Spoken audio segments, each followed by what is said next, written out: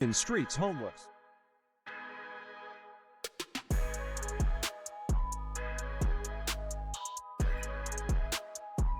And they wanted to medicate me every day. You realize, like, they could have just switched the medication and I wouldn't be here. And on the news, they would have said it was because of a mental issue.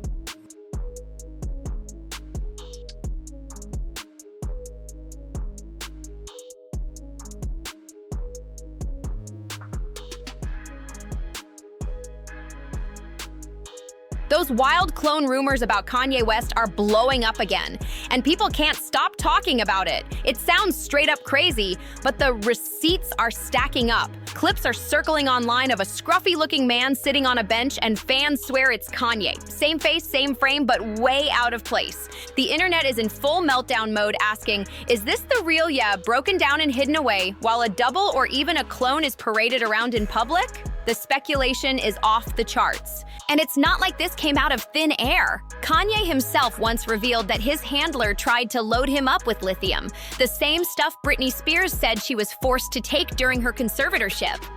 When I asked them, how much lithium did you want to put me on exactly? It took them 4 days to answer because they were embarrassed about the amount, right? And I refused to take this, right? You understand that if I had taken the medication, I would not be here and it would have been, he was deeply troubled. We miss him. We love his music though. Well, they would have Britney Spears you. I mean, look at they would have Michael Jackson or worse, yeah. We all saw how she looked back then. Sedated, robotic, controlled. When you connect the dots, it starts to feel less like treatment and more like a weapon being used against them. To Vegas, my therapist sat me down in a room and said he had a million phone calls about how I was not cooperating in rehearsals and I haven't been taking my medication. All of this was a false. He immediately the next day put me on lithium out of nowhere. He took me off my normal meds I'd been on for 5 years. And lithium is a very, very strong and completely different medication compared to what I was used to. And then there's Harley Pasternak, Kanye's former trainer, who straight up threatened to have him institutionalized again. Let that sink in for a second. How does a personal trainer publicly threaten one of the biggest celebrities in the world and the media just shrugs it off like it's nothing? It's crazy to me how everyone seemed to forget about that moment because it's not normal at all. So the real question is, what are they really doing to Kanye? Even if that homeless guy isn't him, nobody can deny that the Kanye we're seeing today isn't the same from just a few years back. And no, this isn't just about bipolar disorder. Something way deeper is happening here. We gotta get the truth before we can get the love, or else we're just loving the lies. Yeah. What have you got to say to people that are trying to cancel you?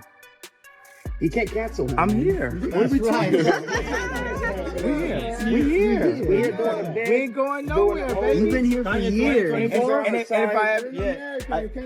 If I ever went anywhere, we know why. You understand what I'm saying? So we here. This is where the cloning rumors kick in and things get wild. Nobody's outright saying Kanye was literally cloned, but people online are convinced the real was heavily medicated after he started speaking up about certain things you're not supposed to mention in Hollywood. Black people can't be anti-Semitic. We are Jew. You understand what I'm saying? We are Jew. So cool out until you do your facts. Until you really do the facts of the fake indoctrination that y'all pull into the schools and all that. You know what I'm saying? We're not following y'all rules. The timeline makes it even spookier.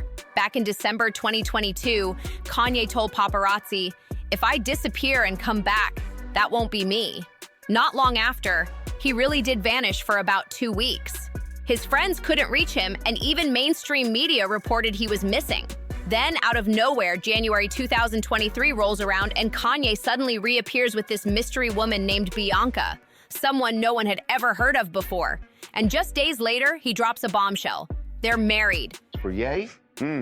Well, we haven't seen him really since all the anti-Semitic rants and all those interviews he was doing. He's been hanging around with Nick Fuentes. Disappeared for a couple of weeks. Really laid low. Well, he resurfaced in Beverly Hills. He was not solo, though. with a woman, a blonde woman. And that's all we can tell you about her because, one, we didn't get a really good look at her. There's one shot and there's another as they were walking into the Waldorf Astoria in Beverly Hills, and holding hands. They are holding hands. So don't know who she is, but he's finally back. The timing of all this had people's alarms going off because it happened right after Kanye got blacklisted in Hollywood and started catching threats for exposing who he believed really runs the entertainment game. The second he popped back up, fans were side-eyeing everything about him. It wasn't just that he looked a little different. His whole vibe had changed. Suddenly, he was more erratic, more scattered, like he wasn't even the same guy anymore. Think back to late 2022, Kanye was out there almost daily talking to paparazzi nonstop and dropping bombs about how celebrities get controlled. And no matter how wild his claims were, he always sounded sharp, clear, and respectful when breaking it down. Such as, especially but not exclusively, the myth about a world Jewish conspiracy or of Jews controlling the media, economy, government, or other societal institutions. But isn't that what you said? That Jews run everything? Yeah, but that actually is considered to be anti-Semitic. Right. So I didn't realize that it was anti-Semitic to say, hey, you know, I have a Jewish attorney, I have a Jewish record label, I have a Jewish contractor. But after those 2 mysterious weeks missing, and after the blacklisting, something flipped. The Kanye who reemerged was a whole different energy. Unhinged rants that barely made sense, lashing out at the same paparazzi he used to treat with patience. Just watch his first run-in with the Paps after showing up with Bianca. Instead of being calm and ready to talk, he came off paranoid, aggressive, and refused to answer a single thing. It was like night and day compared to the Kanye from December 2022, right before he disappeared. It's on your honeymoon, guys. All right. I just want to congratulate on your honeymoon. Bro, just stop. You got paparazzi. You understand? It's like, stop. Just stop. Yeah, but I'm in the alley. No, listen, bro. Yeah. It's like antagonistic. Right? I just need this one shot, please. No, you got the shot, but I'm saying It was not good, but I respect you. It's like, that's my thing. It's like, you don't even know. Y'all just jump up on people like this, and it's just like... I apologize if I caused you trouble, and you told me to stop, and I stopped. Now let's dive into the lithium angle, because this is where things start feeling real. Kanye himself said his handler tried to hit him with a dangerously high dose of lithium, and if you know anything about lithium, you know it's not some harmless pill. It dulls emotions, slows your mind, and makes people easier to control. They tried to medicate me. I was exhausted. They wrongly diagnosed me, and they when I asked them how much lithium did you want to put me on exactly, it took them 4 days to answer because they were embarrassed about the amount, right? And I refused to take this, right? You understand that if I had taken the medication, I would not be here, and it would have been, woe, he was deeply troubled. We miss him. We love his music, though. Well, they would have Britney Spears you. I mean, look at they would have Michael Jackson or worse, yeah. So look at what they did. Look at what they did to Britney. When she went in, she was tired, she was exhausted, she was in a bad way. But 10 years of that medication wrecked her brain. You can see it now. You can see. That's no small thing. This is exactly why so many folks are drawing parallels with Britney Spears. She's openly said she was forced onto lithium during her conservatorship, and it messed her up so badly she couldn't even hold a basic conversation anymore. But he put me on that and I felt drunk. I really couldn't even take up for myself. I couldn't even have a conversation with my mom or dad really about anything. I told them I was scared, and my doctor had me on 6 different nurses with this new medication come to my home, stay with me, to monitor me on this new medication, which I never wanted to be on to begin with. There were 6 different nurses in my homes, and they wouldn't let me get in my car to go anywhere for a month. Not only did my family not do a goddamn thing, my dad was all for it. Anything that happened to me had to be approved by my dad. With lithium popping up in both their stories, and seeing how Kanye and Britney seemed to spiral after their handlers tried to manage them, you have to wonder, is this really about bipolar care? Or is there something way more sinister at play? The pattern is just too loud to ignore. And speaking of handlers, we can't just gloss over Harley Pasternak. The man literally threatened to send Kanye back to Zombieland, and the world just skipped over it like it was nothing. How is that normal? First, you and I sit down and have a loving and open conversation but you don't use cuss words. And everything that is discussed is based in fact, and not some crazy stuff that dumb friend of yours told you or you saw in a tweet. Second option, I have you institutionalized again, where they medicate the crap out of you and you go back to zombie land forever. Play date with the kids just won't be the same. This is the way a Hollywood trainer was talking to me. That wasn't just some throwaway comment. That was a documented threat from someone inside Kanye's own circle. And the fact that it was dropped so casually in a text says a whole lot about how these behind-the-scenes systems really work. But wait, it gets even crazier. Fans started digging into Harley Pasternak's past and uncovered receipts showing he once worked for the Canadian government. And not just anywhere, he was stationed at a military facility doing research on psychological operations meant to influence human behavior. That alone had people's jaws on the floor. Then a user on X pointed out another wild detail. Harley had also been a trainer for several celebrities who, quote, had mental breakdowns or died under suspicious circumstances, end quote. Names like McMiller and Brittany Murphy. And if that's not shady enough, there's an interview floating around where Harley himself openly says he knows a lot about mind-altering substances because his military job gave him freedom to experiment with them without worrying about the legal side. My PhD on exercise physiology and nutrition got recruited by the military to help run essentially the superhuman lab, this laboratory called the Defense and Civil Institute of Environmental Medicine. And the area that I was interested in was how drugs and food affect muscular performance. And when you say drugs, was that like performance-enhancing drugs? Or they all kinds of drugs. Oh, right, okay. So working for the military, I wasn't governed by the same laws that the typical person was, so I could look at the impact of certain drugs that are not everyday things. How is this not being talked about everywhere? But here's where it gets even darker. There's another disturbing link involving Kanye, Harley, and another troubled celebrity who recently passed under super suspicious circumstances, Aaron Carter. On November 5th, 2022, Aaron was found drowned in his bathtub. The official ruling?